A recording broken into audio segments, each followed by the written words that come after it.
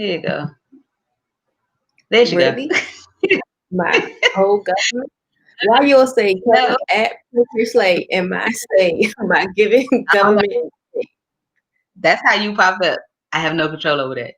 All right, we can just take that off. I believe you do All have right.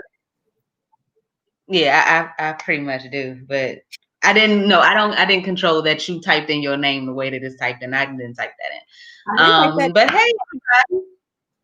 Oh, well, then the computer doesn't know you. It's Kelly and Morgan, and we are in our second. I don't know if we should call them episodes, sessions, study, video. It's the second part, and we're going over Genesis 2:4 through 3:24. And Morgan has volunteered to lead this time. So I'm gonna leave that up. Well, actually, it scrolls, and I looked through the scroll thing. I didn't really like that it was scrolling like that. So I think I'm gonna hide that. It was a bit busy. So Morgan, if you want to go over, we're starting at on page 9, the beginning of humanity, and we're gonna go through Adam and Eve, and then sin, and then God's judgment. So go ahead, First, Morgan. before we go into today's study, two things. Number one, housekeeping. So sorry, you guys, that we had to push back last week's study. I was having one of those things that only happened to me because my name is Morgan. Like literally, it just happened. Things like this only happened to me. But I'm doing well. Your guys' prayers and wishes. So I really, really appreciate it. And prayers were answered. Thankfully, I did not have to have an operation. Secondarily, before we get into today's lesson, Kelly, did any other patrons reach out to you or have any feedback or comments about last week's lesson that we need to tackle before we move on? The only, I mean, I got feedback as in like they really liked it. They loved the engagement. They loved the flow. How relaxed the setting is. I did get feedback saying that they want it more than once a month. So I don't. I Question. mean that Feedback. that's that's I said not. question I mean, about the not that study. that's not. Oh, about the study? No, they just gave feedback about how much they liked it. I mean, there was feedback on within it, and I think we just addressed that when they had, when they were commenting. So no, All right. nothing more than what was on the past video. Let's get into it. All right. So I'm going to summarize. If you guys are with us in our study Bible, the way that it's set up is kind of separated. So our section that we're doing right now is the beginning of humanity. So basically, I'm going to give y'all like the Cliff Notes version. Okay. So, all right. We're going back to like day 6 of the creation story, which we talked about last month, last session. So God created man. He formed them from the dust of the ground, like saying the Play-Doh. Y'all ever play with Play-Doh? Just formed them all up, gave him his features and everything. And then he breathed into his nostrils, like a real gust of wind, and it just like it gave that man life. Like, can you imagine? Like, I personally don't like feeling other people's breath on me, but God's breath is sacred. I'm gonna assume that God's breath must have felt like a cool breeze on a hot summer day. Like it was just like everything. All right, so boom, created man, and he put man into Eden, this wonderful oasis that he created. Like, oh my gosh, Eden was lit. All right. So he told Adam, like, hey, this is all you, my guy. All right. My only rule or contingency, I wouldn't even call it a rule. His only warning was don't eat from this one tree, the tree of knowledge of good and evil, or else you're going to die. So, they're going along. Things are going pretty good. God's like, look at my man. He's doing good. But he looks sad.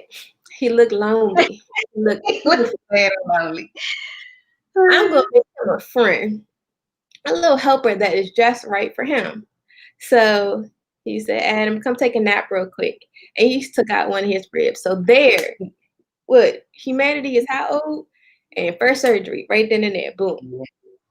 It was a ribectomy. And recovery time was quick. You know, I don't even think he had no stitches or anything like that. But Adam was super happy when he saw that lady. He was like, at last, like I can just imagine, like, what's that song? Is that by Etta James? Like I hear it playing in the background. And You let know, me see. Yeah, yeah, yeah. yeah. Can't That's like right. Adam thought Eve that was playing in the background. He was just like, yes, like all these animals got a mate. They over here getting it in, and I'm just here lonely with the animals. Like, bruh, thank you, God, that I finally found somebody, and you literally made this person just for me. Like, how awesome is that? So, you know, Adam and Eve, they appear, they having a good time. One day, Eve was, I don't know what you do in the garden, I guess relaxing, Chilling. chilling, and there was a serpent. So serpent creeped on over to Eve and basically was like, did God really say you couldn't eat from this tree? And he was like, yeah, man. The word is you eat from the tree, you die. I'm not about that life. So everyone was like, I mean, but are you sure? Like, why would he kill you? And he said, he just doesn't want you to be knowledgeable. Don't you want to have all the knowledge that God has and be as great as him? And he was basically appealing to Eve's sense of her desire to be great, her desire for knowledge. He used kind of like logic and cunning, maybe cunning, I'm gonna say to kind of tempt her. And she was like, man, you are right. I'm trying to see what God knows. So she bloop, bit the fruit. Everybody says apple. It could have been a peach. I don't know. And I'm sorry, bit the apple, bit the fruit. And then not only did she bite it, she turned around and said, hey, Adam, come eat this. And he did. So boom, their rose-colored glasses that they had on, or their innocence, basically, like it failed immediately in that moment or whatever. So they heard God coming and they hid because they realized they're now knowledgeable that they are naked. So God is like, why? What you doing? What's going on? And it's a rhetorical question because clearly he already knew what they was doing. But you know, like a parent, you ask your kids questions just to see what they gonna say. So mm, Adam dropped the time real quick. He was like, the woman that you had gave me, she wild. She gave me this fruit. And and then Eve was like, but the serpent tempted me. And I'm assuming that the serpent just looked guilty, probably just over in the corner snickering, because God didn't even address him but ask him what he was doing. He was just like, and went straight for his children. So he had to go ahead and dish out the punishments. So the snake was cursed to live his life on his belly and will forever be the enemy of man. I mean, like he said, your kids will be the enemy of her kids. Like this a forever gang rivalry. Y'all will never get along. And for the woman, she had painful pregnancy and birth. And then the husband was supposed to rule over her. And to the man, he had to struggle. He's now struggling for the rest of his life. He has to work. Imagine having it all just handed to you on a silver platter, and then bloop, you got nothing else. Like that's something. And then last but not least, he kicked them out of Eden. So that's basically like the summary of the situation. And I I have serious, like, I don't want to say concerns, but I'm job blown about this situation. Like, You mean because it was that one mistake and it cost them so it's much? not because it wasn't because it's the one mistake. It's more so that humanity wasn't even around for that long, and they messed it up. Like they ain't even like she was just moved. I'm assuming she was like 3 days old and she's out here tripping. Like, yesterday.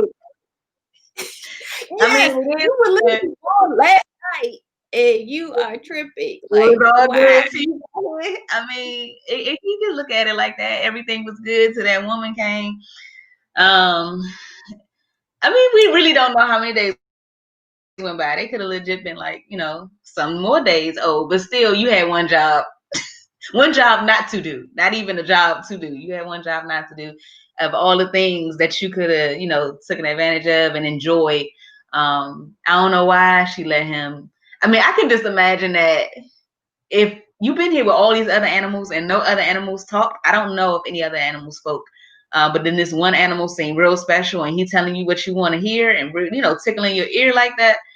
You may fall into the gap. You may just be like, oh, something special about him. So it must be something special about what he got to say. First of all, like you said, no other animal around here talks. If an animal, because I'm assuming that there were snakes around, those snakes don't talk. Why are you talking to me? Uh-uh. Uh-uh. You want to assume something was wrong instead of like, oh, he must be special. I'm not talking to no talking snake. First of all, I'm not talking to anything. But before we get down there, I do want to say that to me, we're jumping ahead, but to me, the conversation with the serpent further supports my argument from last study, which said that the angels were already in existence with God in the heavens because Satan was once upon a time in heaven. So in heaven, he was an angel. So obviously, he was up there when the creation, and he, I guess, got bored and was like, "Man, it look fun down there that what God just created. I'm about to go wreak havoc." Boom. Came down and it was like, oh, I'm a shapeshifter, blue, blue, blue. I'm the thing. So this is what it just further supports that I think that God was like, let us. I mean, yes, he was talking about him, but he was talking to them angels too. Like, yo, y'all mad boring. Y'all do everything. Nah, I need something else. So I mean, they had choice. I mean, obviously, if Satan chose what he wanted to do, and then multiple angels followed him. Yeah, we did skip ahead. So let's go back. Let's go back. So in the beginning, you were talking about in the beginning of this study, we were talking about how Adam and Eve. Well, first of all, Adam came to be with the whole breath of life and everything like that. So we talked before about how he created us in his image, and we are representatives of his love on this earth. But I thought it was interesting, and when you read the study Bible, it's talking about it really like zoned in on the fact that we were made from dust. And at first when I was reading it, it started to like pierce me a little bit. Like it was making me feel like it's basically saying you nothing, you nobody, and you aren't anything without God. I agree. It's just you don't like to hear that you're nothing just because of the way that life is. But if you reduce everything down to the fact that you were nothing before you got here, with God you are, and then when you leave, you become dust again. It takes away all of those the not the good self-worth that we place on ourselves, but that extraness, that tang that we really don't need, where we feel like I did this, I'm a boss, I accomplished this by myself, I got all these abilities and things like that. I think that just knowing that little piece, like coming from the ground, and now you're this situation here, but you're like, to be. I think it puts in perspective how important God plays a role in our lives, not just the fact that he gave it to us, but that without him, we just dust, nothing. And when we're all said and done, we return to that. So I thought that was just really interesting that the study Bible kind of went into that. It's something that you kind of, you can skip over and be like, all right, yeah, God breathed into us. We was here. He made us, and you just go into the garden. So I just wanted to point that out, the whole dust part. I guess then we can get into the whole blessing of the Garden of Eden and having God provide us with everything you need. Everything we needed was right there. Everything they needed was in that garden. There was no need to look any further and do anything extra. Like why are you shaking your head and sucking on your lips? You mad? Because we could still be there right now if they had kept it together. Imagine not having to work and just literally living in an oasis and having hobbies. Yeah, doing what makes you happy. Yeah. That thing that you was meant to do when you got here.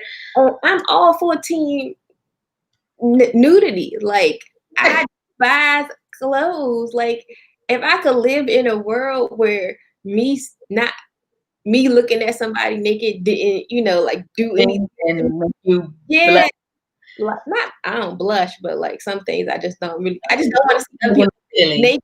But like, it wouldn't be a naked thing. It would just be this is my form. That's your form. Like, I agree with that. Like, I legit wear the least amount of clothes I can possible in my house. yeah. Whatever I can get away with, the kids and stuff, they don't want to see none of that.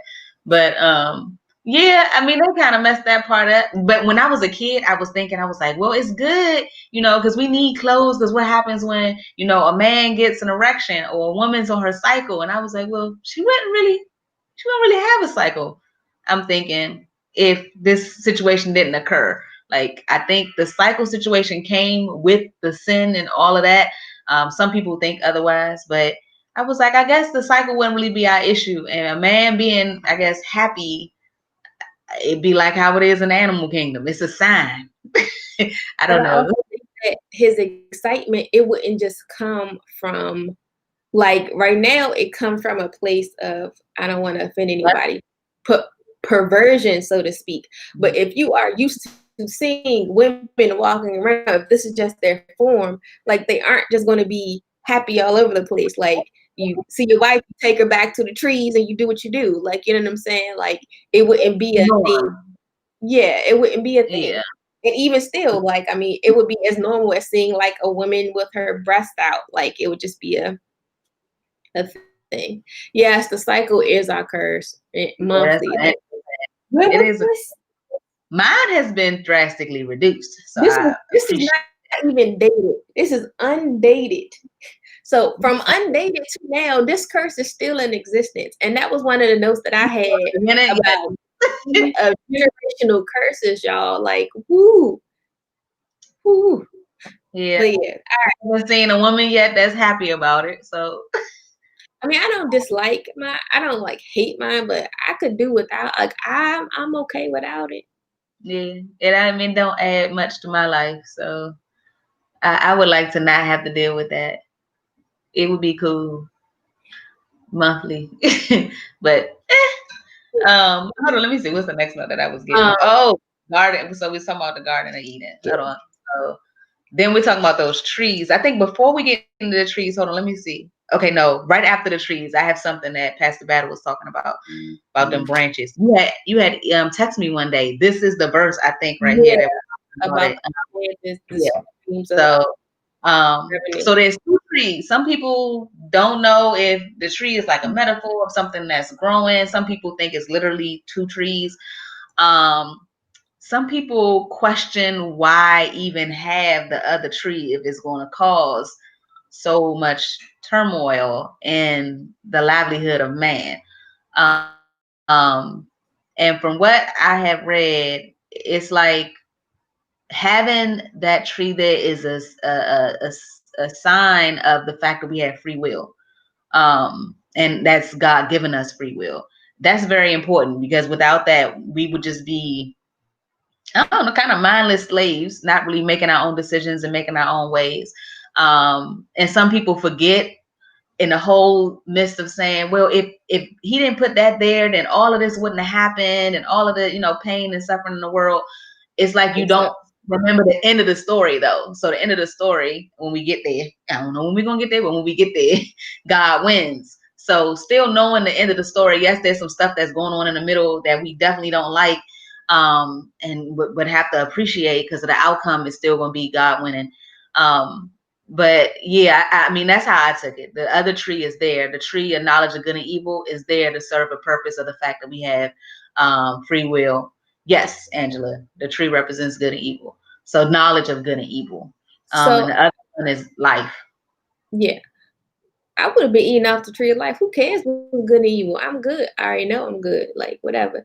But so It's about what you're supposed to have. It's just like yeah, anything else. I mean, I did. So one of my, like, when I read this probably a while ago, one of the notes that I Yeah. had, why even have such a tree? And yes, I get that it is free will. And even if there wasn't a tree, I definitely don't feel like we wouldn't be in this situation, because when because we have free will and because we are human, we are prone to making mistakes and doing things like we'll learn about later. Like there are many cases of where there aren't any trees in the scenario and people are still sinning, even though they have everything that they could possibly want. They're still just doing whatever they want.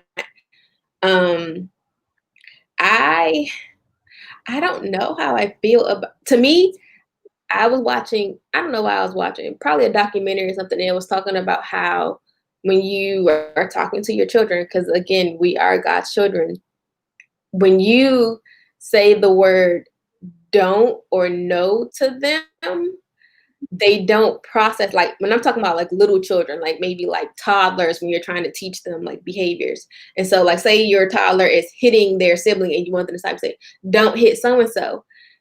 It takes them longer to process flipping the don't into what you want them to do. So instead of saying don't do X, Y, and Z, you're supposed to just use the direct language of what it is that you want them to do. Keep your hand to yourself. So I think that I don't know what it is about human nature. When you say don't do something, it causes you to want to do it. Like it's just temptation. It's like, well, why don't you want me to do it? And then that's all you think about, and you're obsessed with it, and you're like, well, why can't I do it? Like I don't.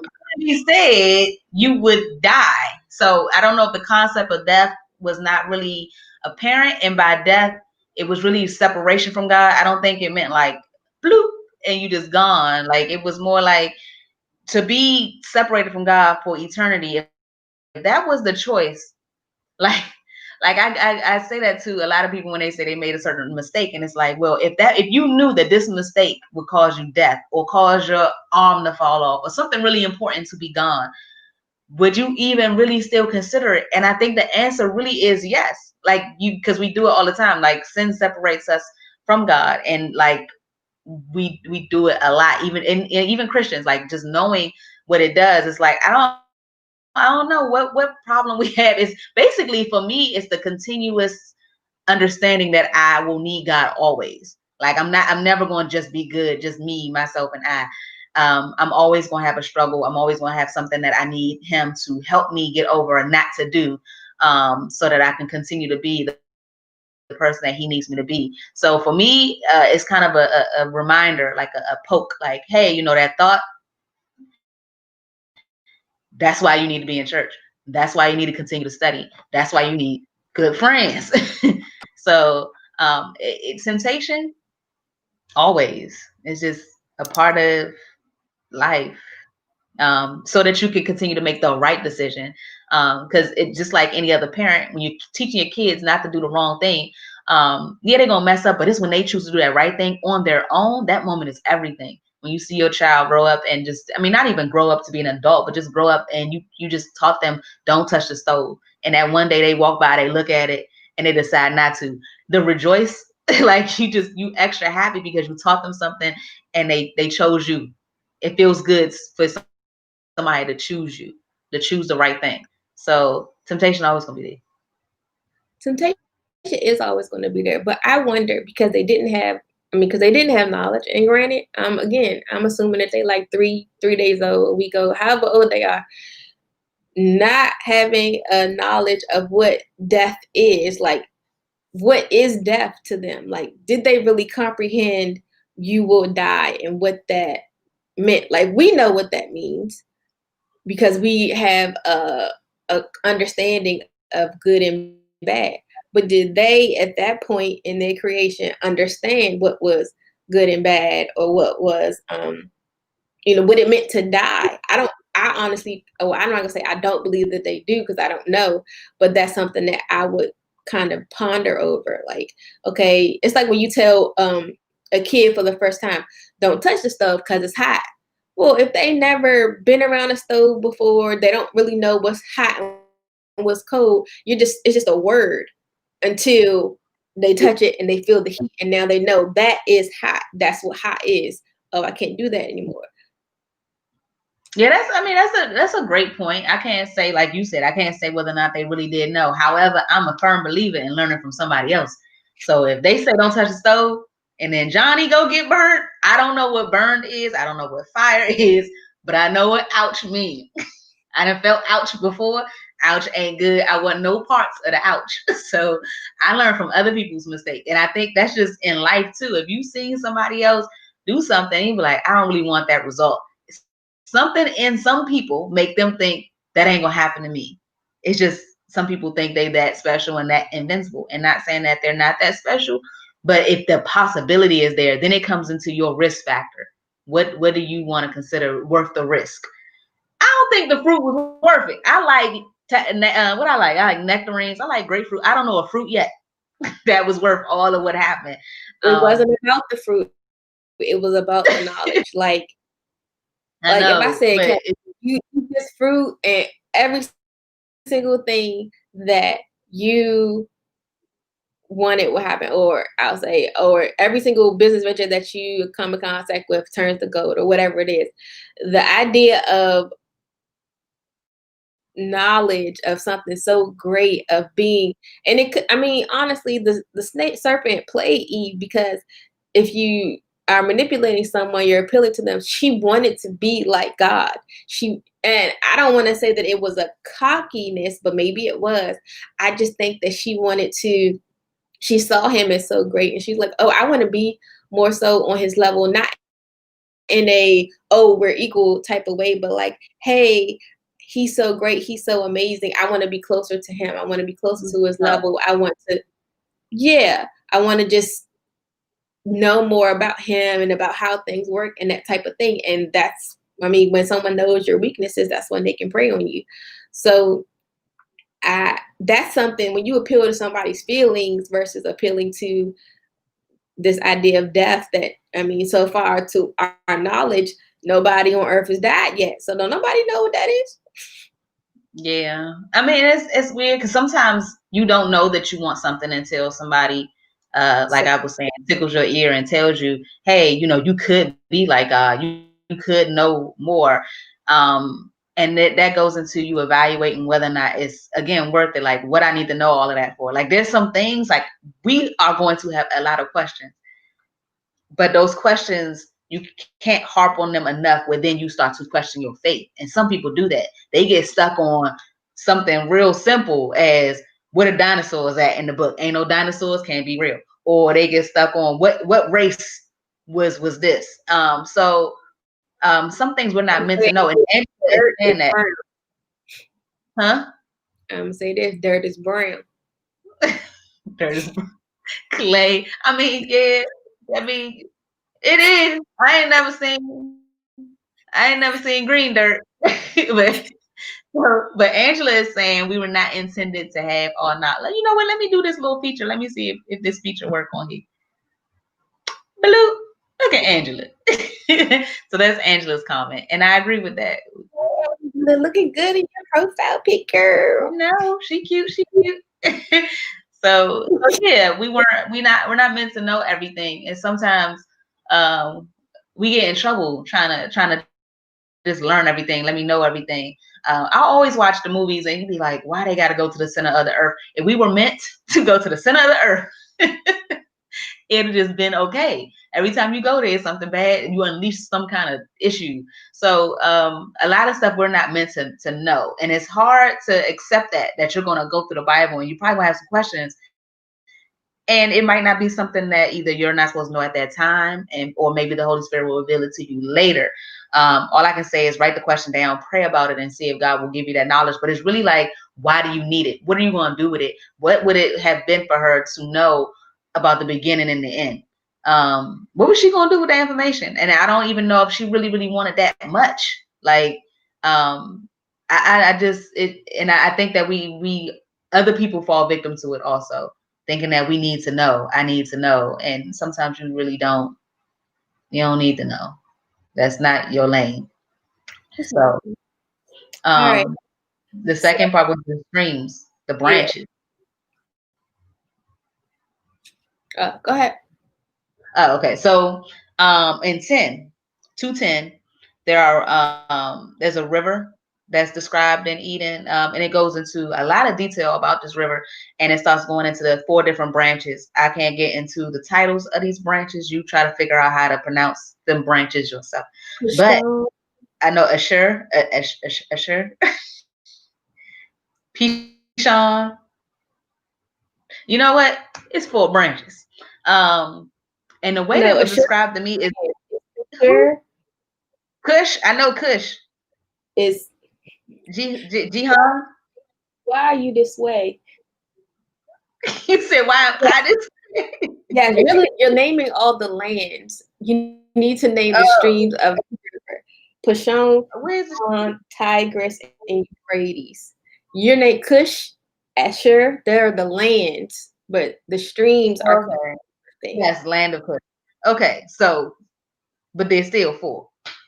Mm-hmm. It was taught to me, and I haven't seen this sermon in a while. I think I only saw it twice. So if you want to chime in, but those are streams that bring life and resources to Eden. And the pastor was explaining it in a way where you yourself as an individual should have that same opportunity, in the fact of having different streams of income. It's always taught like, oh, don't have all your eggs in one basket type of situation. I firmly believe that everybody has something in them that they are passionate about that they can do on the side. We can make it as simple as dog walking. That might not be an income that you can have at a full-time position. Some people do, but the average person. But if you really, really like dogs and you like walking, doing that on the side, that's another stream of income. But there are many different streams of income. There's, real estate, all of that. It's just saying that you basically, the pastor's message was basically saying you should definitely have multiple streams of income, the same way God had these different streams of rivers to provide a lot of resources to the Garden of Eden. So I thought that was really interesting that he took the time to really study it and understand it in that way. And again, that's what I was talking about with because sometimes we skip over stuff. You probably read that and was like, "Yep, they was rivers." Moving on, but I just wanted to put that in there. That's what Pastor Battle had said. Do you have anything to add to that? Well, to me, yes, I did read that, or I listened to the sermon and went back and listened to the sermon to spread that anointment upon my honey because you need more. But specifically beyond just having the multiple streams, it was just a testament that God literally gave them so many different provisions. Like he had the forethought and everything to give them different provisions for whatever they could need, the abundance of resources already right there. And it was just like awesome. Like, again, why you got to work when you got a land of onyx stone? You don't, because it's there. Wasn't it one The, of yeah, gold was yeah, it? the aromatic, like, The importance of gold beyond flashiness, but I'm sure it being an element of the earth, there's other things. It's probably a strong metal. Maybe you could do some stuff with it. But yeah, you were provided what you needed. They had the animals there for comfort and everything, whatever they provided. Then you have all the fruits and vegetables. Yeah, pretty much everything. You was good. You was set. Um, and then came the sin. so, well, So no, first, he gave all that to Adam. And Adam was chief man in charge. And but and this is my favorite part of this section because everything else I just do away with. But oh my gosh, you know what I'm saying? Like, man. was out here just struggling. I'ma say he was like depressed. I mean, he had all this stuff going on. You know, he had the rivers, he had the goat, he had the animals, he had the fruit and the berries, but he was sad even still because he did not have a partner. So like that just goes to show you that yes, resources are cool and they can lead you to a less stressful life because you don't have to worry about those type of things. But material things don't necessarily equate happiness. That's one thing I took from that. So boom, he gave him a partner. And it says in 2:18, I will make a helper who is just right for him. So that really spoke to me because it's like, you know, there is someone out there for everybody. Basically, God made us in twos. You just got to get out there and find your person, which I think is super dope. But your person, it doesn't like, and I was going to talk about that because it says it's not good for man to be alone. And some people take that as an actual, like, dom, like the man shouldn't be alone. Like men need women, and that's why, that way. But I think it's more so you need another person. Yeah, you need the comfort of people. Like you need the congregation, you need people, you need a neighbor. It doesn't mean that you need to be married, because some people have it in them where they feel like everybody has to have that mate. But then when you go further in the Bible and you hear what Paul says, everybody is not meant to be married. Some people fall from grace because of their marriage. Like they're so fixated on pleasing that person that they lose sight of what their purpose was in pleasing God and what he has for them. So everybody's not meant to be married and paired up together. But you have a person. Like you should have a best friend. You should have, somebody that loves you and you love them back. You definitely should have that. But it doesn't mean that person is necessarily going to be your spouse. Yeah, I was basically thinking more so like a soulmate, like the person, the yin to like your inner yang, but it doesn't have to be necessarily a spouse. I mean, I don't know what everyone's anointing is. Some people were supposed to be married, some people it's just a BFF. But what you do when your BFF get married and then that's their person, and now you out here just solo and it again. I digress. But yeah, I was super excited because it just it summed up that hey, people need people. For those of us who want to get married or believe that it's the calling of your life, hey, there is somebody out there for you. If you're still single, keep faith alive, sis. He's on the way. Okay. But yeah. So I don't know if he even told Adam what was about to happen. Because if I said Kelly, let me take a rib right quick. I don't know about the. He put him to sleep though. He did. I don't feel like he felt it. It was like the first sign of anesthesiology. Like he kind of put him to sleep. He woke up less than. Yeah. So I mean, the fact he didn't need consent. He don't need you to tell him, yeah, I'm down for whatever you about to do. So God will provide what you need. But why do you think? Yeah, why? That's my question. Why do you think that God chose the rib to take from Adam in order to make Eve? Because clearly he didn't necessarily need the rib. He could have just made it from grandma. Yeah. I think it's a sense of belonging. The fact that you came out of somebody else, it's this sense of like that ties you all together. The ribs specifically, I believe I'm not really good with anatomy. You know, you're way better with that than me. But I believe it covers. It's a protection. I don't know if, yeah, it covers the heart. It protects organs. I mean, like the rib is an important. Yeah. Hold on. Yeah, correct me. What you say? Because I don't know. I don't know how to make my mind. In my mind, I'm gonna assume that he took one of the floating ribs that's on the side because I just feel like it would be very, very hard to crack open one of these major ones. Because so you have ribs that are kind of connected like a heart. say it's gonna be hard for God. No, hard on Adam for the grew back after the fact. Kelly. Then why take it? What's that animal that you chop the tail off and it grow another one? The iguana. Adam ain't no iguana. You just never know. So he just was one rib left.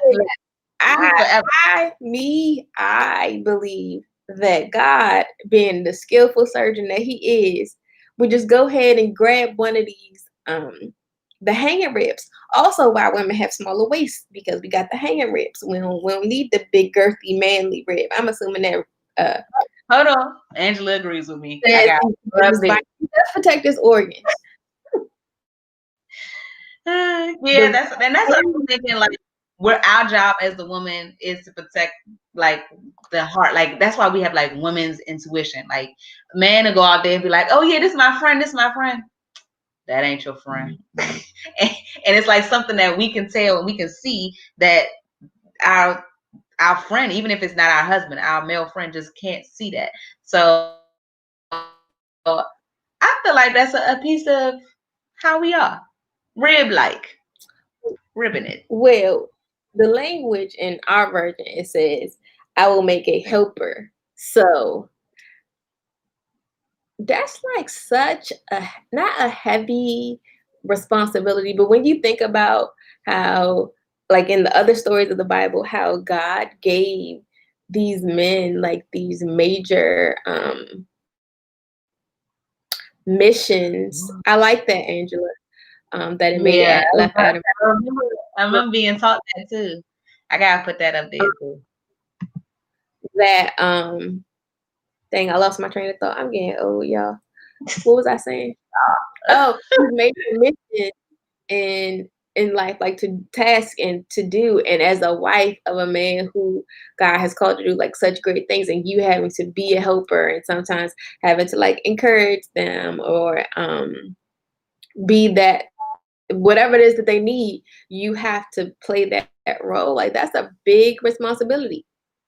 Because sometimes men and women think completely differently, and I think that's on purpose. I think there's a reasoning behind it, because the way they see it is, I'm not gonna say it's not right, but there are some holes in it.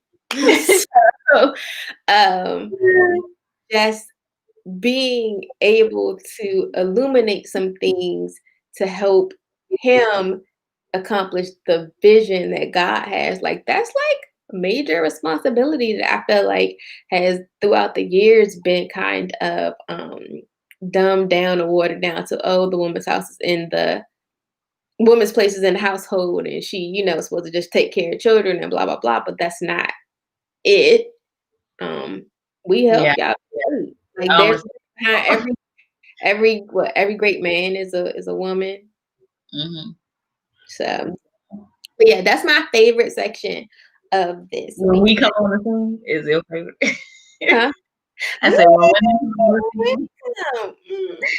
don't know. I can't even say I got a favorite part of Genesis. Probably creation itself. I said a favorite part of the creation of humanity story. Everything else went downhill. Because immediately, I don't know. Like, I don't know what she was thinking. Because, all right, if I am out in Oasis and a serpent start talking to me, me personally, I'm a scream because I'm afraid of all animals. That's what I thought. I was like, I'm going with my husband. First of all, I want you to validate the fact that I'm hearing what I'm hearing, because this is not what usually happens. So I'm like, Adam, you heard that? You heard that? So he'll be like, nah. I'm like, me neither. I ain't hear a thing. So it would have been good to have two brains there. So we in this together type of situation. Some men take that and be like, that's why you don't let the ladies go by herself. Huh?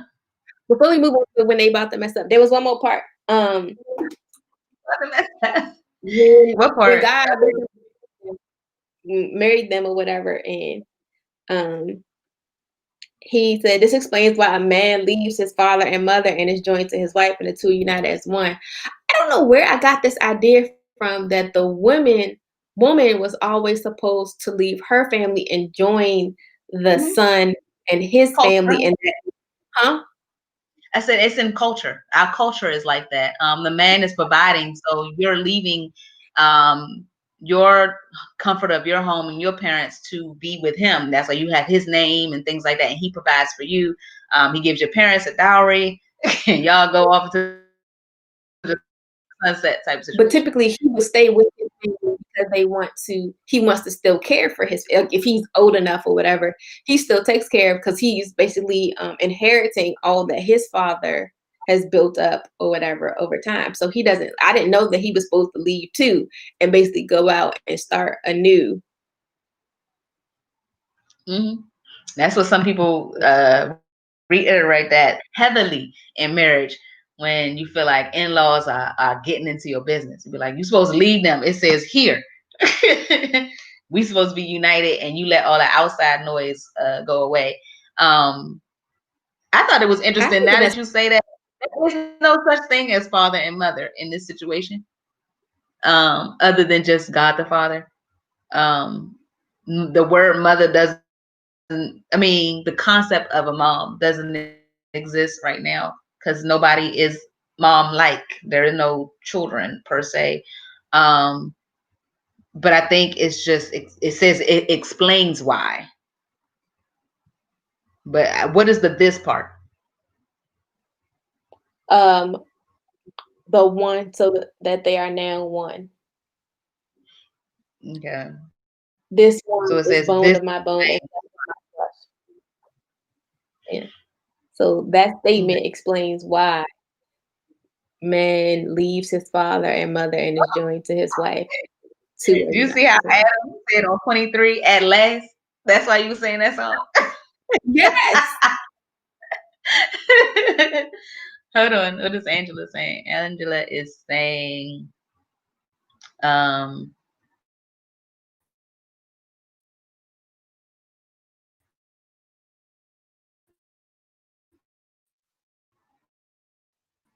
she said she wasn't a, Yeah. then she goes, uh, so I guess we can move on into the sin, the serpent. Oh, excuse me. And God bless you. The serpent comes and he's explaining to her, you won't die. Like, go ahead, take a chance, eat the fruit. I don't know why immediately I thought anime, but eat the fruit. You're gonna be okay. You won't die. You're just gonna have, your eyes will be open. Um, and knowing both good and evil is what he's trying to tell her. And it was just deceiving. Um, like she just fell for the okey doke. And I guess we already talked about how messed up it was that she fell into the situation. I don't know if did Adam ask her where she got No. the fruit from? He It just took literally it. said then she turned around and gave it to Oh, well then her. hold on. Yeah. So that's my point. You should have heard. If you was in proximity to be like here, then it's nothing else. What the NBA was never even invented yet, so you wasn't watching the game. So I don't know what he was focused on when he couldn't hear what was going on with his health. Give me because I'm gonna shoot Adam some bail. Yesterday, he had just gotten married. He had at last, like Etta James was still playing in his head. That's probably what he was playing. It was probably what was going on, He and was he was just just, Twitter-pated. huh? I said so he was just Twitter-pated. He was just so in love that he just He was was so blocking out. loved by like, thank you. Like he probably was praying, like, thank you God for giving me this beautiful woman that is mine, that is flesh of my flesh. Like, look at her over there talking to the snakes. Ain't she so cute?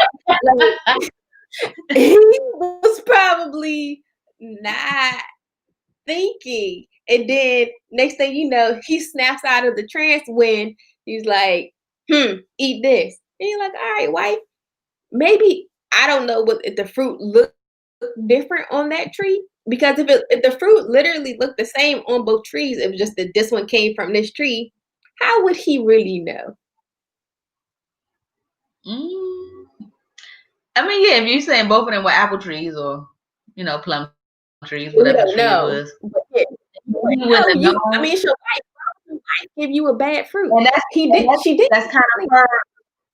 It's kind of her role. If you're saying like, that intuition that we're supposed to have, how we would have been like, nah, something don't feel right, don't eat the fruit. But if we're the one that's deceiving him, then he just gonna fall into the gap type situation. So, but I still think he definitely should have taken more responsibility. He shouldn't have went to God and was like, yeah, it was the woman you gave me. Like, how dare you say that to God? Like, I don't think anybody understands how much of an insult that is. Like, it's what you did. If you would have never gave her to me, she would have never been in the situation. You should have made a better woman. Is basically like it's just when he said that, I was like, oh, he about to get smacked. Like God about to bring the pain. No, that's a prayer thing. It's like if your child gets sick and you're like, I ate the lunch you gave me. You you the one gave me the food that got me in trouble, that got me the bubble guts. Like, I ain't taking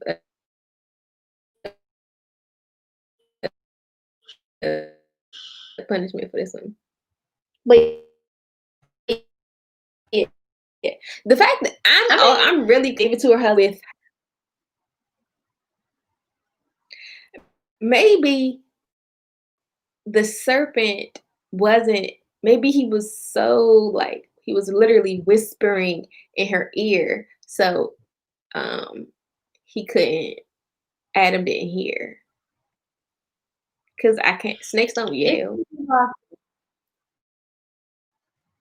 it could be possible. But yeah, A lot of things could be possible, but but I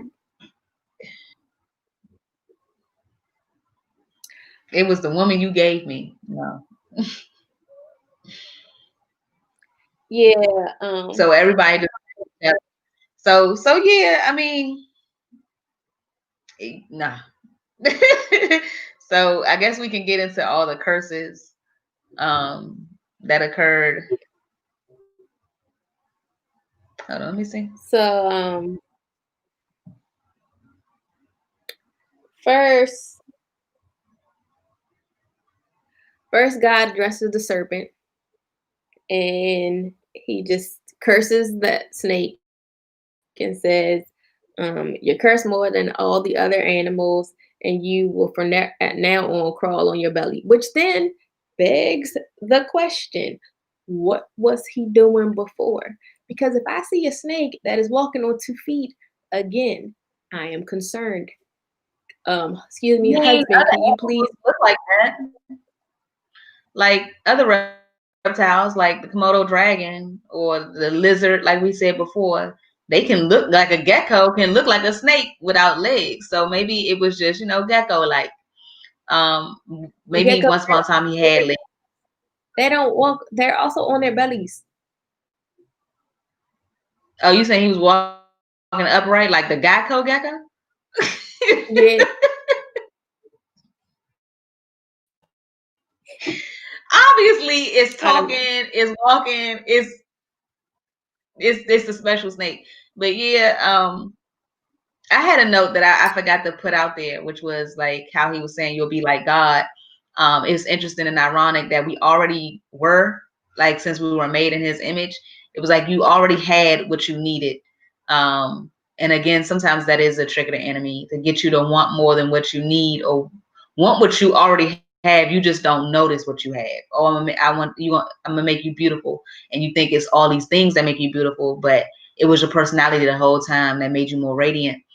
um, I think that that's something that we as people we continue to make that mistake. Also, you already have what you need, and then something comes along and makes you feel like, I mean, advertisement does it all the time.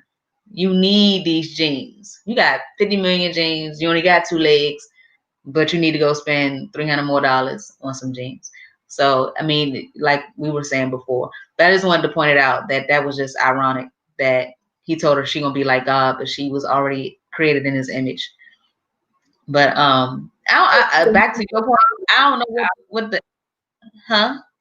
I said she told him he would have knowledge, not God, not be like God. So she already knew she didn't know everything. Yeah, she didn't know everything. Then we talked about how she ain't need to know everything. You think that's a kind of a woman trait too? Like, you think women feel the need to Yes, know? I like to know all the details. Like what? Don't I need details. I am a detailed person. And I don't need to know I don't like to know stuff that's beyond me. So I'm not like I just want to know everything and pointless things. But if it impacts me, I need details. So like me and my mom does this thing, or she'll call, I'll talk to her about something, and then she'll be asking me questions, and I'm like, I don't know. Like, well, what do you know? Isn't this your friend? Don't Why don't you know this and about them? I'm like, because it's their business. If they wanted to tell me, they would tell me, but I'm not just gonna be grilling people like that. It doesn't impact me, so I'm not gonna be like grilling them. However, ask me a question about me, I'm gonna know. If you invite me to a place, I need details. Don't just say, hey, I want to go to the mall. Okay. What day? What time? What store? Where we eating at? How long we gonna be there? Who else coming? That's a famous one. Man, Who all gonna be? I ain't been in the mall. I ain't been in the mall in so long. The The malls are forgotten open. place.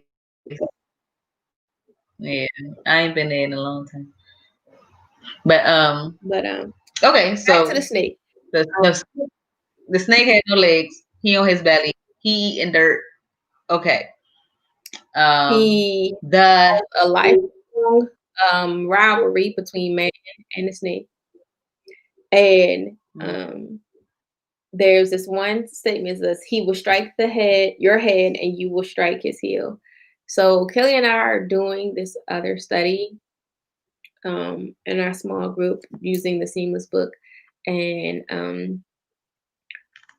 this is like kind of like a gripe that I have because I don't like when other people like feed me things because it takes away from my own critical thinking. So I'm having like a really hard time going through this. But one of the things that they pointed out in the Seamless book was that this statement was foreshadowing for Jesus Christ, basically saying that so basically you will strike his heel because snakes can bite you, and there is pain and there is suffering, but it's temporary. However, he will strike your head, and that's how you kill a snake. You kill a snake by cutting the head off. So ultimately, Jesus will be the victor in the scenario. So basically saying, yes, you won this battle, but I will win the war. It was just like a foreshadowing thing in that one statement. After he was done with the snake, he turned to the woman. And you in trouble. You ever get in trouble with like your cousins? Because I don't have siblings, so you get in trouble with your siblings, and your grandmother line y'all up, and you be like, "My turn about to come next." So she saw that she probably saw like what he did to the snake, what he said to the snake. She was like, "Oh, okay. I hope he don't take my legs though. I hope he don't take my legs. I hope he don't take my legs." What is God about to do? What is he about to say? God, what are you about to say? What are you about to do? Uh, but yeah, everybody lined up, and he going through everybody. I am I, I am nobody to question God. But yo, I just felt like this was mad harsh. Like It was again. harsh. Yeah, like why couldn't you just, like I would have said, I'm glad he didn't take my legs. How about that? I'd rather have a cycle once a month. I mean, yeah, people definitely get along without them. It's not like you need them to survive. A lot of people are okay. Like they completely fine with life in that capacity. So I'm not saying that it's just me, myself. I mean, I'm not saying that we got the short end of the stick. I'm not saying that we got off easy as women. I've had 3 children. It hurt. It hurt bad. But it is temporary. It is a temporary pain. It's one you ain't never going to forget, but it's a temporary pain. And science is making it a little easier, but it is painful. Monthly, your cycle can be painful also. So there is a lot of pain that goes with a bad decision. You make a bad decision, you really should, think about all the pain and suffering that's coming after it, and those who you affect afterwards. That's my Like your thing. decision. Yeah, okay. Give her, like back then, they lived for centuries anyway. So just give her painful cycles for centuries. Why are we? Now, an example. The things that you do wrong, sometimes that not sometimes, because I mean, some people think family curse and stuff. Sometimes stuff is passed down to your children. I know this. I have a mini me in my house. Like sometimes the things that you do, it affects them. The decisions you make affects them. If you say, I'm not gonna have a stable home, I'm moving every year we moving. You ain't gonna have, the typical childhood growing up with these are my friends, this is my school, I've known this teacher, all of this, you moving, you bouncing. That's going to affect that child, along with a whole bunch of other decisions that parents make. It's going to affect your children and the generations thereafter. So it is something to think about when you out here living life for yourself, but you affect generations after you. It's a lot about generations in here. It's a lot of people did something and then generations later you see the good of it, or you see, wow, should have did that. Because now your great great grandson gotta pay for that. So yeah. Yeah. So, I mean, we already know. And I highlighted, oh, you will have the desire. Angela said, only one. That's my mom's situation. I told you I'm an only child. I'm an only child because my mom said the birthing process with me was easy, and she said she couldn't possibly understand how that pain was, and she just knew she wasn't gonna get lucky that time, the next time. So she was like, I'm not doing it again. So she never signed back up. I like to think that I was just so spot on and great that she was like, it's no need to have another child. Mm, In my mind. Moving on though. yeah. Enough about me. Um, so it says women will have the desire to control your husband, but he will rule over you. So I know. I agree with that.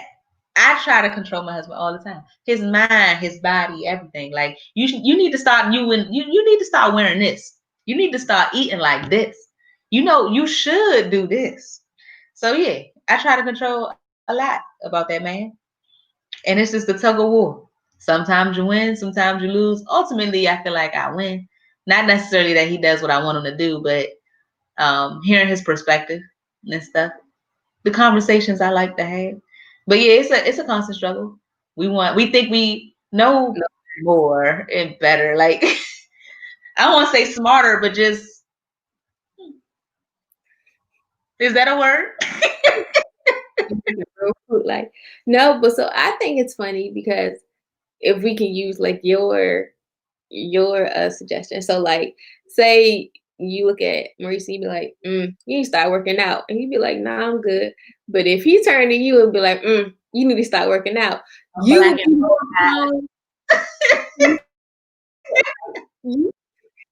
You, but you go black as eye, but you would be more prone to, all right, my husband said I'm slacking off, like I gotta do something. I think it's interesting that women, even though we are so headstrong and controlling and need details, at the end of the day, there is this innate desire to please specifically like your husband. So if your husband makes a comment that not necessarily that he's shaming you, but that you can do some improvement, you going up and do it. Whereas if you say that to him, he'd be like, yeah, and go on about his business and not think, yeah, it just, women's words don't necessarily make men are a catalyst for men to move the way that man's word is a catalyst for women to move, which I think is kind of interesting and psychological. We should be studied.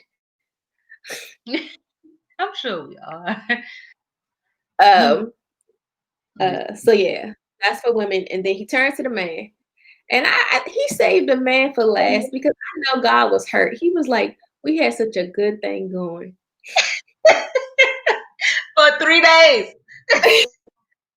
We We just had such assumed. a good thing going. Like you was doing the thing and you let this woman like just break it all. Like I told you it was gonna happen.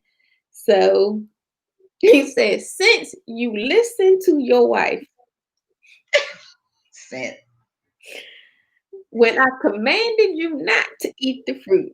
You think God was talking slow like your mom do, like she trying to make you understand? Yes. Building up.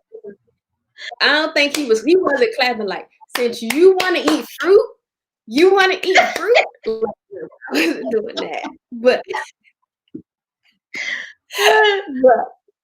he was, building up the suspense because Adam knew he was like, oh, God said I'm about to die. He probably just like it's probably like, you know, being on the chopping block for what's it called? Death row. Like, all right, my number up. I guess this is it. Probably just a snap real quick. Like, maybe it won't hurt. That's probably what he's thinking. Maybe it won't hurt. He said, the ground is cursed you. All your life you will struggle to just scratch to make a living off of it. By the sweat of your brow, you will have food to eat. Like you had bountifuls and you out here eating thorns and berries. Like I need you to understand that this is gone. This is gone. You about to go to work. You about to use them arms and them legs that I'm letting you keep. And he said, and you will do this until the day you die. So and then basically he kicked them out. And he put what tree did he put there in front of it? Oh, he put a cherubim in front of it so that they couldn't come back in. But so my takeaways from that particular section were number one, you gotta stand up to peer pressure, even when it's your spouse. Because like if you know your spouse is Hold leading you on, a astray cherubim. from what God has said, I thought a cherubim was an actual being. 324. Like, Oh, it yeah, says, a flaming yeah. I sword. thought It says, they're a type of creature. I thought, right? Like, don't they wield a sword? And yes, am it's I getting in it a wrong? flaming sword. Trevor, read Okay, let me see. 3.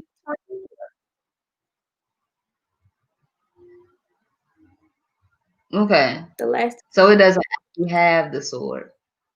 yes, it is. The last sentence says, and he placed No, the no, I flaming mean, sword. no, like the sword. What is that?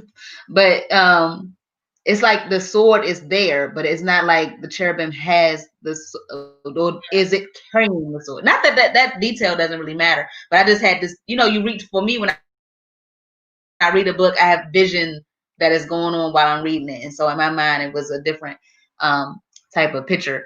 But yeah, you ain't coming back in there with all that going on at the gate. But So I thought it was. wait, I Go ahead. What didn't you about to finish say? my. What's Oh Susie? What yeah, you about to say? peer pressure. Like,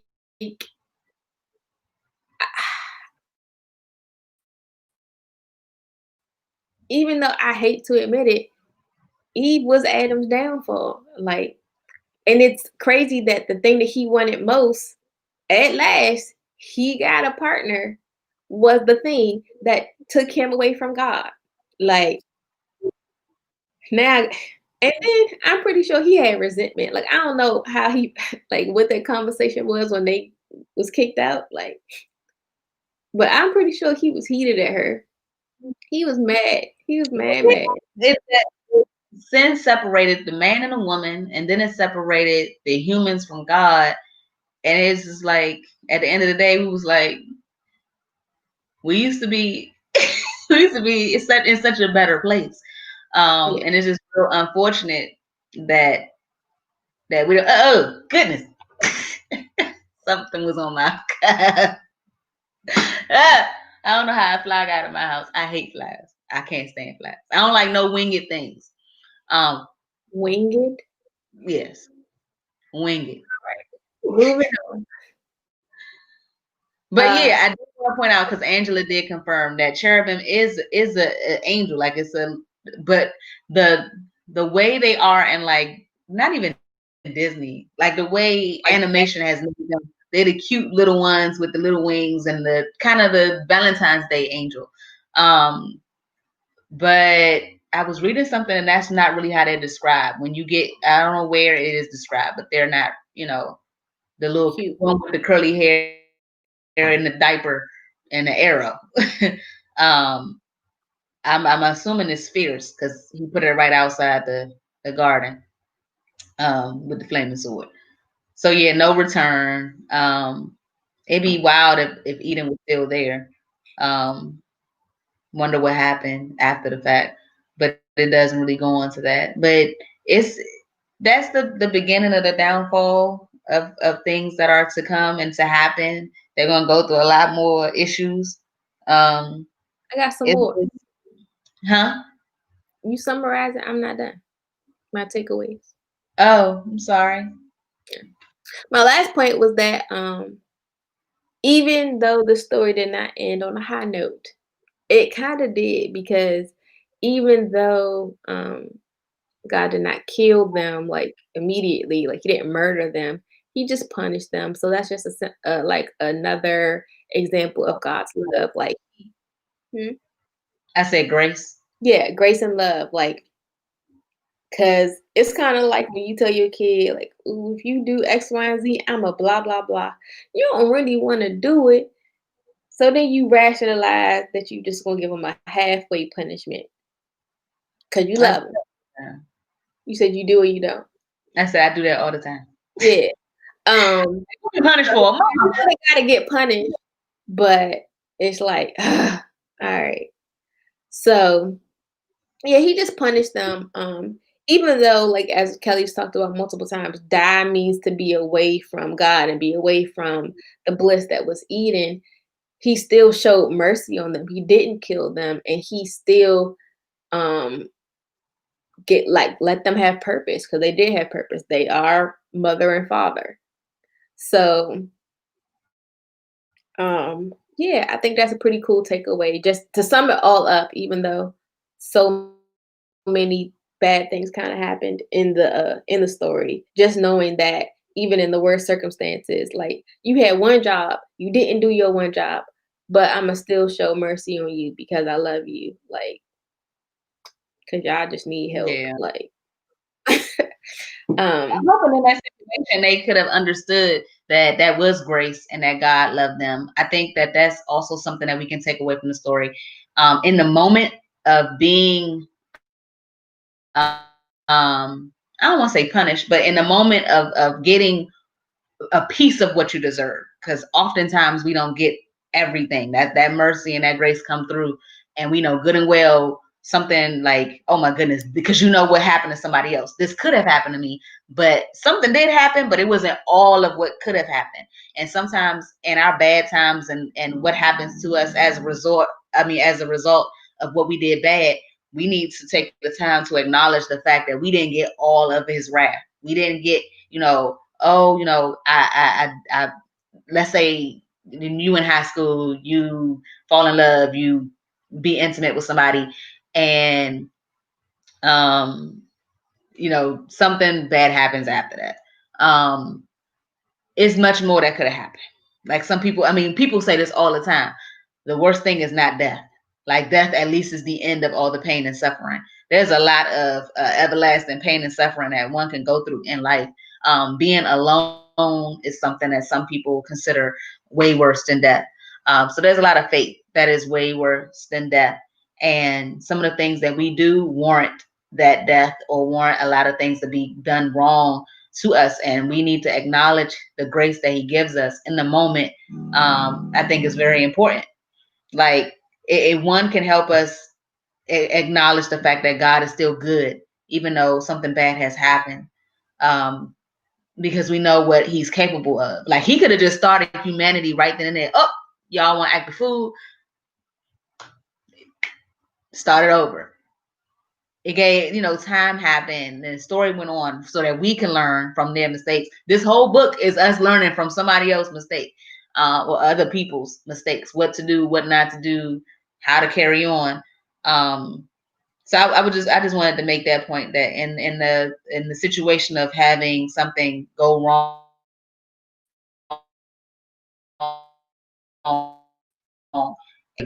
in that situation. So that was Can it. you repeat that last sentence because you was breaking it? Oh, I was saying that to sum up what I was saying is just that in the midst of what you did wrong, and when something goes bad and you're being, bad things are happening, that's still a time that you need to give thanks to God and rejoice, because it could always be worse. You know that what you did could have given you these results and you didn't get that total result. Like even in the worst situation, it could have been worse. So, and sometimes we forget to praise him in our hard times. So that was all. Yeah.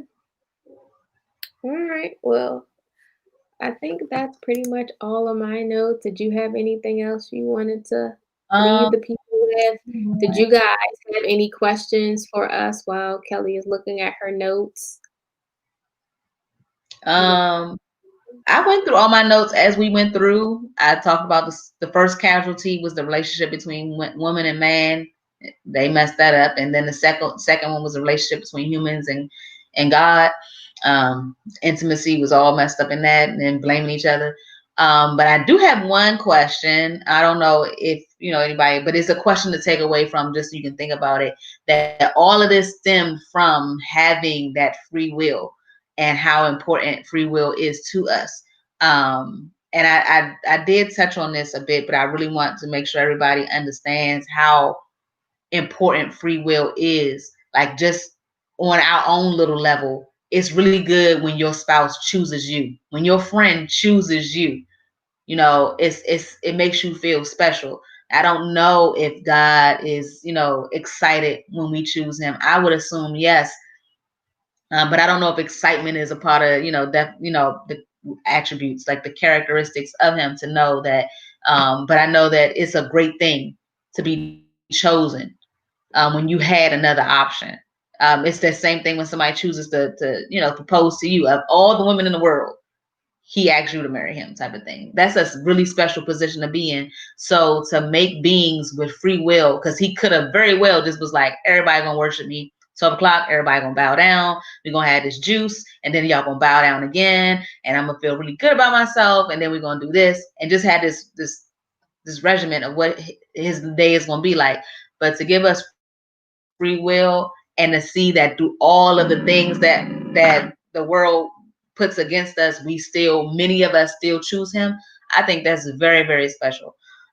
So my question was just, how do you feel about free will, and just really think about that, the fact that you have it and are able to exercise it, especially here in the States. Some places you just don't have that free will to worship how you want to, and to be who God called you to be. um, so I think that's a great gift. That was all. That was my only note, my last note. Ooh, why you popping over there? My phone is vibrating on the desk. It's just like Um, I said, popping, like your phone is popping. It's like when uh, we be at work and Kelly be having all these calls and people be knocking on her door while we try and talk. Like, it's so rude. it's rude that they knocking on my door. I just be like, And hold on, then Megan. she, then she and close the camera and put me on mute while she be happy. And then sometimes she leave me on there for like 20 minutes. You do the same thing. Hold on a minute. Such and such about to come in. No, I don't. Tom be walking in, our overarching boss walking in my office. Who you talking to? Oh, Kelly. She said, "What's up?" That is at times. At times. Sometimes I have been on a whole conversation. I was like, do they know I'm in the room too? They don't know I'm in the room. But let me see if anybody else had free will. Hold on, what did she say? Let me show it. Free will, the gift and curse of life. I think God rejoices when you choose him. That's good. I think he does too. God be up there like rejoicing. It's a special thing to be chosen. I think that's all. I think that wraps us up. I think the next and unless anybody on the end of in the chat has any questions. We pretty much got comments as it went through. Yes, Oh Andrew yeah. is a warrior today, all up in the comments. She's the Yes. cookie of the night. Hey, Aisha. I didn't So, know who it was. I can't even say that screen name. It's a lot of letters. yeah, um, the next scriptures I'm thinking, are we Cain going to and go through? So we're going to go through, what is that? Cain. 432. Oh, what do you want to end at? Yeah, Yeah. Yeah, 4. 32 before the flood. So Mm-hmm. that's 1, 2, 3, 4. That's three plus pages. So we're gonna go through Cain and Abel, in which the whole murder situation, the first murder, and then we got Seth, and then Adam to Noah, um, in which that's a long timeline of people's births. But you should read everything in the Bible. So we're gonna go through that too.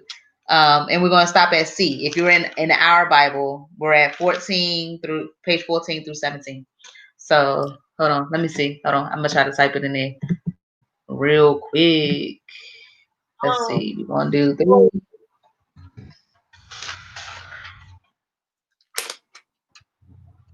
I Oh, it's not low even. key, Go ahead. I'm sorry. I low key think we can go beyond because I mean, this just talks about the first sin, but then it just talks about descendants.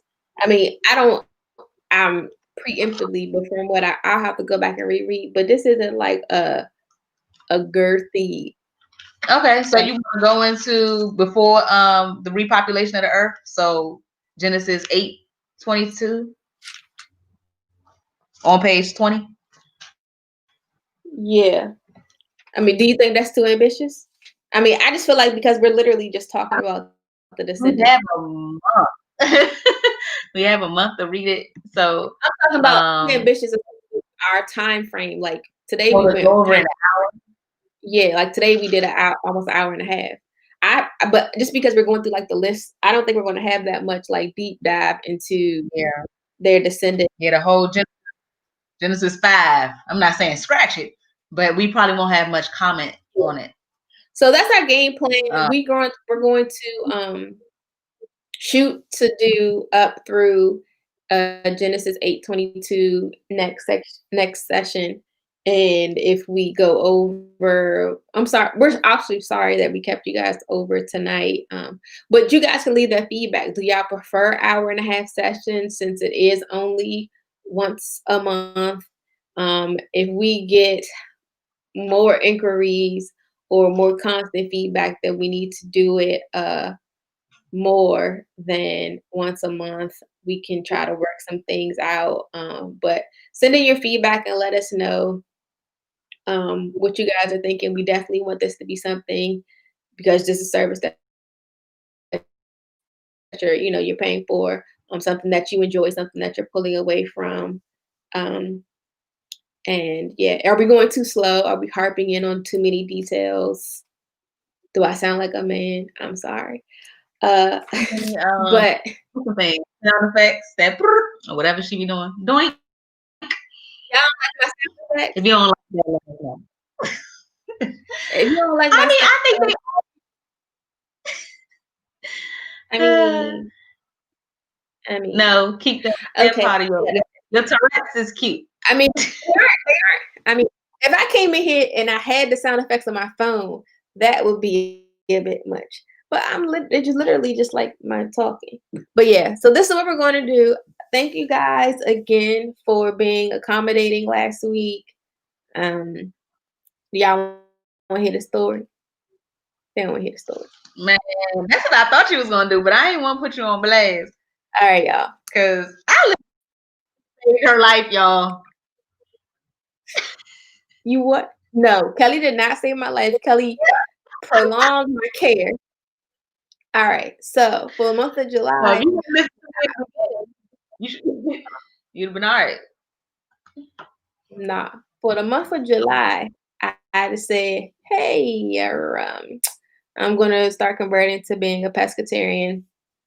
So, um, it was probably I get up. It was like 3 o'clock, and I'm like, oh, I need to eat something because I hadn't ate all day, and I eat a piece of salmon. Eat my salmon, my Brussels sprouts. I'm trying to be fit, trying to get this waist snatch. You know what I'm saying?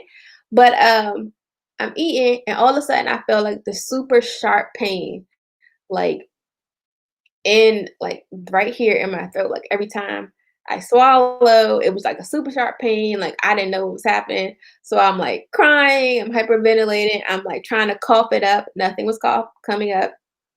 Um, and then so as I'm coughing, like blood was coming up. So now I'm panicking. I'm like, I don't know what to do. I don't know what's going on. So I'm like freaking out. So I'm like, all right. So I really didn't want to go to um the hospital because I'm like, go to the hospital. That's probably more chance of COVID cases in the hospital. I'm gonna go to urgent care. So I drove down the street. Urgent care is close to me too. So I go to urgent care. It was nobody in there. So boom. I text Kelly. I'm like, yo, I'm on my way to urgent care. I'll keep you posted. By now it's like 3:30, 4 o'clock. Cause I'm like, maybe they'll get me out of here close enough and we can just keep on moving. Cause I'm very detail oriented and kind of anal. I don't like to not meet my commitments. So like that's a big thing for me. So did low key feel bad. I was like, why would this happen today?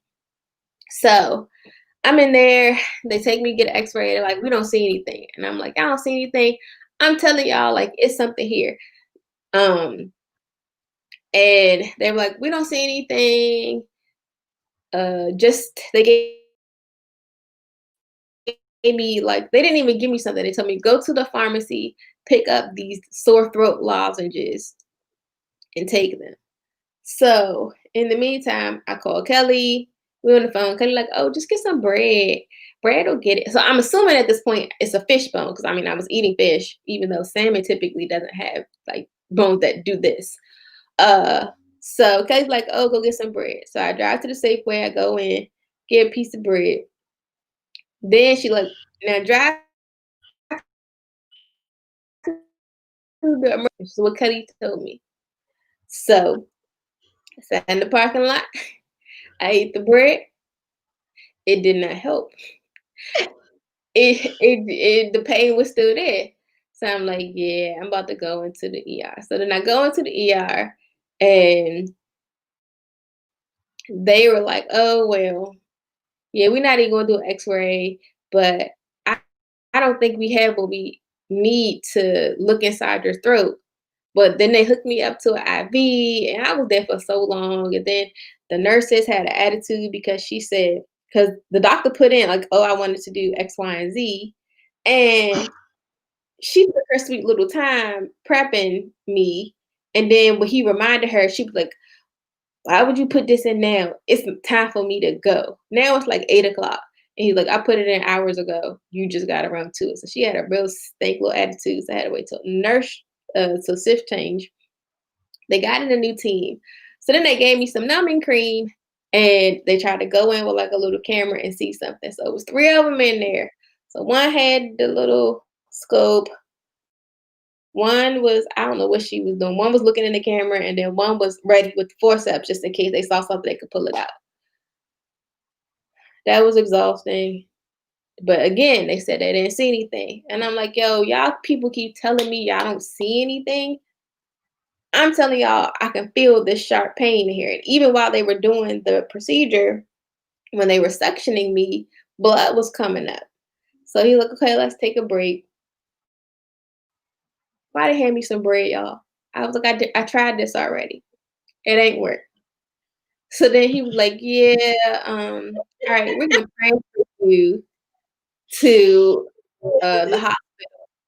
So now I'm upset because it's like, yo, I should have just been obedient and went to the hospital from jump because I didn't want to go because I didn't want to be around the COVID cases. But I probably would have been home by now if I would have went at 3. So And then, you know, because of COVID, you have to do everything completely alone. You can't have anybody with you. It was just a really, really like frustrating time. So they transferred me to the hospital. I drove myself. They admitted me, and I was just in there. And at first, they told me, "All right, well, they're going to give me a COVID test, and then they're just going to cut me open to see whatever's in there." But they ended up not doing it. They said, "Hold on, we're just going to get an ENT to come and look." And so he did what he did. But he ended up not coming until the next morning. So I had to stay the night in the hospital. And the whole time they said, now here is where they say you can't eat or drink anything. Nurse came in a shift change at like 7 a.m. And she was like, I said, "Excuse me, can I go to the bathroom?" She said, "Do you know where it is?" I said, "No." She said, "Oh, you got a bladder of steel. You been here this long and you don't know where the bathroom at?" I was like, "Well, y'all ain't give me no food or drink, so I'm all right." You also don't like using the bathroom I around also a don't regular. use the public bathroom, so I was holding it. It was last resort. And the thing about hospitals, like you can't get no rest in the hospital. Somebody always walking in. The machines, the blood pressure machine, every 30 minutes was squeezing my arm.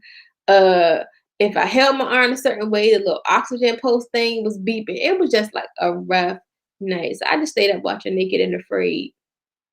Um, yeah, no. I was good. Uh, they took me for another X-ray, but of course they didn't see anything. Finally, the ENT came in the morning, probably like around 10. He did his little scope. He went in through my nose, down my throat, had me say the alphabet, and he was like, "Oh, I don't see anything." So now I have three doctors telling me that they don't see anything. But I feel something here. So he told me, mind you, this was on Wednesday. He said, "Go home. It should get better over time. If not, follow up with me on Monday and we will, cut you open and do an operation." So I go home, y'all. I'm taking these cough drops, I'm taking this pain meds, and it's not getting better. Like I'm feeling worse by the day. And so Saturday, I actually got up and out the bed just to kind of move around a little bit. So I was painting in my living room and I went to sit down on the couch and I just felt like a little tickle in the back of my throat. And so I did like a little, I'm coughing gingerly because everything hurts. And I was like, and I like felt something come up. And so I coughed again and I stuck my fingers in there and y'all, why the bone come up?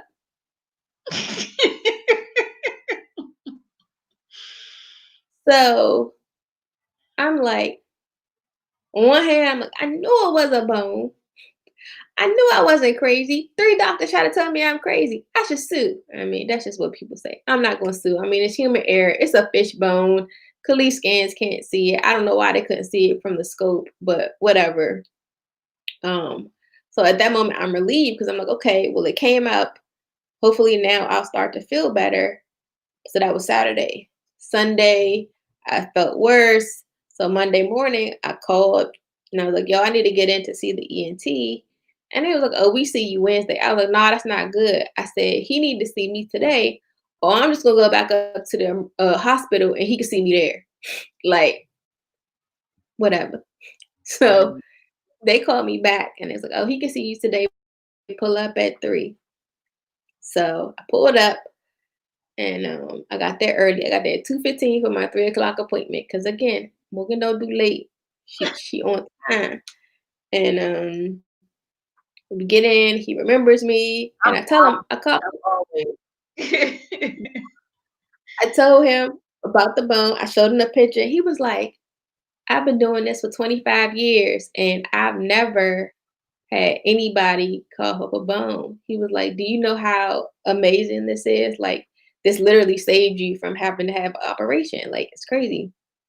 But he still did another scope, um, just to make sure just I didn't have an infection. Because by this time, like my ear was hurting, like this whole thing. It was just like, and my voice was fading even more. So basically, he told me he's like, it's going to be probably like another week before I feel like healed.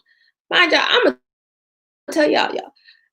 So I have not had a solid meal since the meal I was eating while I was choking because it hurts to swallow my spit and water. Like it's crazy. And I was starting my cycle. So I was when I tell you I was miserable, I was probably like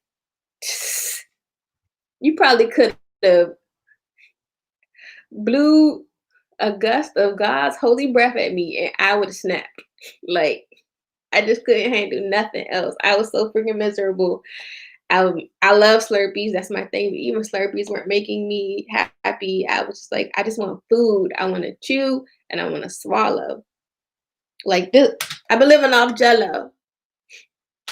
Hey, it's sad. I thought about you today. Guess what got delivered to my house? Crawfish. Crawfish. Yep. I got some crawfish. I'm about to eat it for.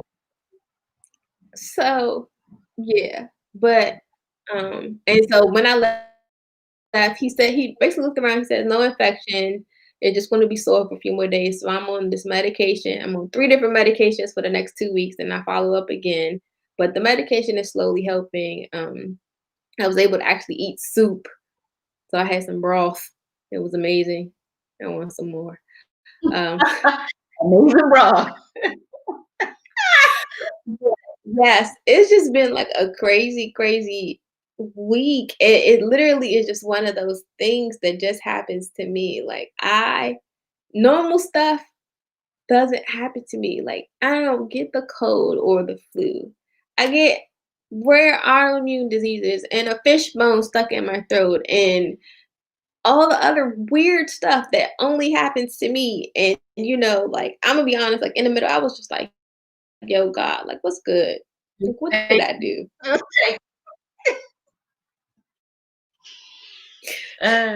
Yeah. I'm glad you made it out. Like I was like, man, I'm really worried about Morgan. He was like, what's wrong, Morgan? I was like, man, she had the ER, she coughing up blood and everything. He was like, she gonna be all right. I was like, I assume she's gonna be all right, but I just don't know what in the world could it be. I told her eat some bread. He said, you told her eat some bread. I like, look, it works for me. No. So eat bread. Eat this. At least have bread at hand. I know you don't think like you don't have to. It don't have to have one bread. People don't get bread with grilled fish. I want y'all can see. Okay, yeah. So after this, you're gonna have a piece of bread. I asked you for a picture earlier. Yeah, that was the bone that was stuck. So the doctors, he said that it might have been stuck in my tonsil because my tonsil looked inflamed. I'm like, I gotta get my tonsils out. I thought tonsils shrunk when you get older. I don't know, but again, that's my story. I'm looking forward to a week from now. Like I know I said I was going pescatarian, but I'm gonna be honest with y'all. I'm probably gonna order a steak or something because I just miss chewing and swallowing. Yeah. A steak ain't never do that to you. A steak, you ain't never gonna choke on steak bone. I don't eat pork. I told my friend, I was like, yo, I want some ribs. That's a bone I can't ever misplace in my mouth. Like, give me something hearty. Like, yeah, it's crazy. I was so about to eat these crawfish. But yes, as soon as we get off of here, I'm going to crawfish up. I'm going to them. I send you a picture. Fresh crawfish. I'm about to say them up. I'm glad that you are okay. I was like legit worried. I was like, oh, my little sister. And I couldn't do nothing. I was like, she at the hospital by herself. That really made me feel some kind of way because I'm always at the hospital with my kids. And I can imagine not being there, like how they would be. Like when you're sick, you want somebody else there that can like advocate for you. Like what if you like out of it on drugs, pain kit meds and stuff like that, or you just can't make sound decisions because you're just in that much agony. So I feel like when you go to the doctor, somebody should be there. And when you told me nobody was there, I felt broken. I was like, man, nobody there. I can't be there. Like nobody, they're not gonna let nobody be there. I felt bad. Only people. So if you're having a baby, they let one person in the room with you. And if you have a child, like a minor, you can come in there. But everybody else, I was like, dang, that's messed up. Yeah. But I mean, I get it. This is the precautions, but like, my hope is that this isn't the new normal because I just don't feel like that's a good situation to be in. No, it's not. It's not because people need their person, that support person. What is Aisha talking about? Hers were huge. Her what? Your Tonsils. what is huge? Her Oh, I tonsils. think it's too much. Oh, that I thought you supposed to get them out if they that big. If they kind of messing with your breathing and stuff like that. And yes, Angela, well, no, I don't have crabs. Crawfish better to me. I like crawfish more than any other seafood in the world. It's crawfish, then crabs, then crab legs, then shrimp. Everything after that, oh, then calamari. Everything after that is garbage. I had crab legs on sale last week. I think for like $4. $4 for what? Crab legs. A pound? I just paid 8. We got It crab was like legs in the last, refrigerator. I'm probably gonna eat that. you So I'm know, gonna eat crab legs and crawfish today. Let us pray. all right.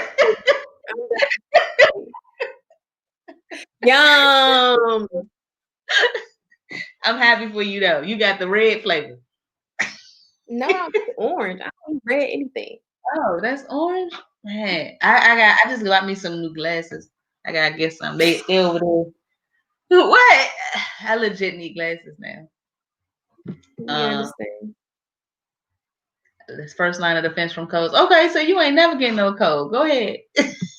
If you're trans, okay, they just big. All right, I'm glad that you are all right too. All right, so thank you for giving us that story. A lot of you guys did send a lot of messages, and I forwarded them straight to Morgan, and she was like, "Oh, I think she was like, oh, they care about me." I was like, "Yeah," because we were gonna go on without her, and I was like, "Well, it's not really the same because it's really 2 cookies on there for Cookies in Christ," and I was like, "1 cookie." I mean, I think I'm sweet, but I feel like it's a dynamic that we have. Maurice kind of pointed it out. He was like, "I think it's it's like." It's a dynamic that you and Morgan have, and without her being there, it wouldn't be the same. I agree. So I was like, that's why we canceled it. And I don't know if I could have focused as much. I'd have like, this is where Morgan would have had a little silly sound, and I'd try to do it. I'd have been like, people would have been like, that ain't how she do it.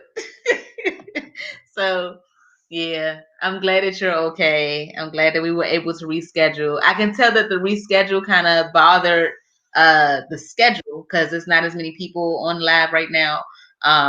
But we got like a ton of messages from the patrons, so they really do send their love. So I'm glad you were able to read their messages. Good looks, y'all. Good looks. Together. Book and I'm not reading no book with my seafood, Angela. Oh, you like books and seafood. Oh, okay. Like I'm about to watch something on the flick of necks and eat this seafood. So thank you, Aisha. All right, you shimmy. So yeah, so we're gonna have let me put it back up. Let me make sure everybody got it just in case. All right, so that's the next scriptures. This was one of the lessons we learned today as it scrolls by. That's what we learned from Morgan. That's not the lesson. So, but we learned that. Yes, no. She took a good 30 minutes of our day to explain. You do not eat baked fish with bread. I know. It don't have to be Wonder Bread. It could be a roll. But anyway, because my family is about to come in the house, and y'all don't want no piece of that. So, thank you guys again for coming in and listening. Those who watched the episode after the fact, you can still leave comments. It's the episode. Whatever we got going on after you watch it, you can leave a comment and we can definitely reply. If there's any feedback, you can give that to us so we can make it better. That's the aim, is to make it better. This might be a good thing, making it longer, like longer scripture read inside of it. We'll see how that goes. They're here. Hey. All right. I'm still doing it. Let's wrap this up. All right. So, bye, people. Bye.